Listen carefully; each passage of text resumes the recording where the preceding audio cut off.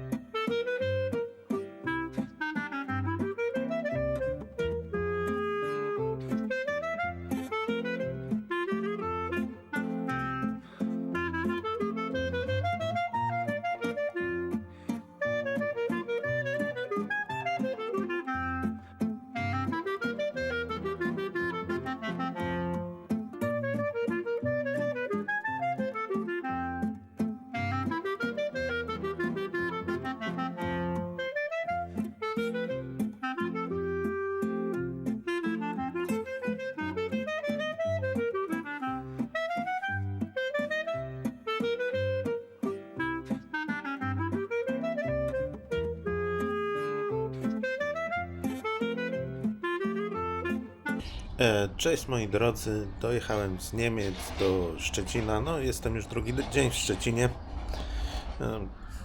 Jak wracałem, była straszna pogoda, strasznie lało, cały przemoczony byłem, że dopiero teraz trochę tak odpoczął człowiek, bo w sumie musiałem iść na kursy, ale na szczęście kursy trwały tylko 4 godziny i były dosyć ok. Teraz do poniedziałku zostaję w Szczecinie. No bo niestety muszę czekać na odbiór kursu.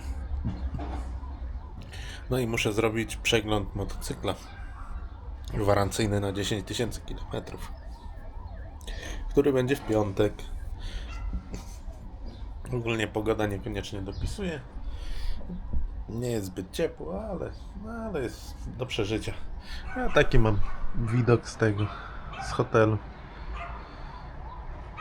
Właściwie to z apartamentu, który wynająłem, bo tu jest ten plus, że mam przynajmniej pralkę i mogę wszystkie rzeczy motocyklowe sobie uprać i tak dalej. Pozdrawiam, zachęcam do oglądania, subskrybowania. Trzymajcie się.